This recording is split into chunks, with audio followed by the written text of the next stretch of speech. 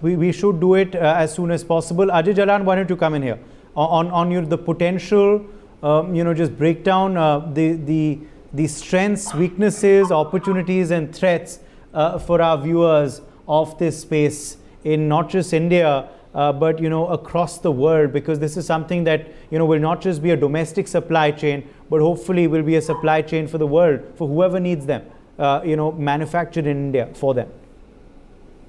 Thanks, Uday. To your question, I would say, India should solve its own problem first, rather than looking at solving the world's problem.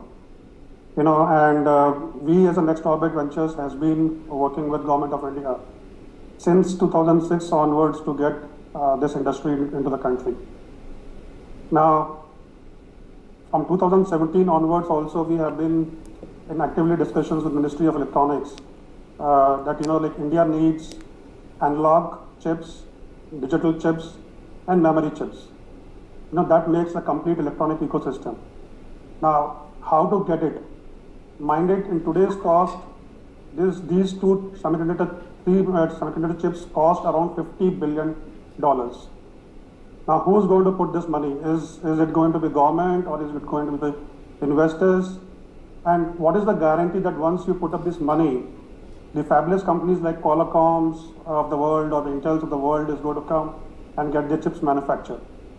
So the lesson is very much in the Taiwan history itself, that how TSMC has came up in 1985. They formed a consortium of Taiwanese government with a technology partner and around 12-13 corporates together, Taiwanese corporates.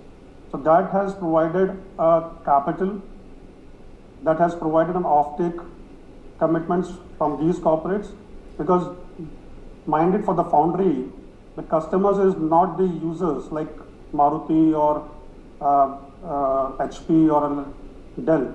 The users is the fabulous companies like Qualcomm, AMD.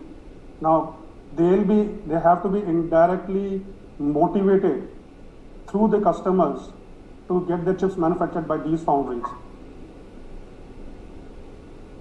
So point is how to get this industry into the country, and Next Orbit Ventures has created a platform wherein for analog we have tied up with one of the leading Israel foundry of the world. For digital we have tied up with leading Taiwanese companies of the world, and for the microcontroller, for the #2 company in the world of USA. Now the point is how to get the government aligned.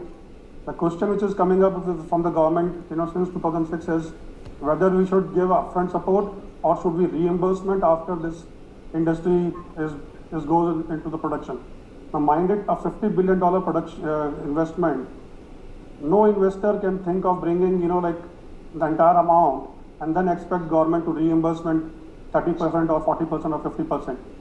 Similarly, the corporates has to get together to provide the necessary capital.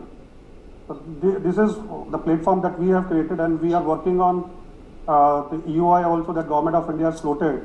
And our technology partner from Taiwan has said that start crawling and then walking and then running. So analog is the right way to start with, because that costs nearly about $3 billion. Digital would cost around $10 billion plus, and memory would cost another $10 billion plus.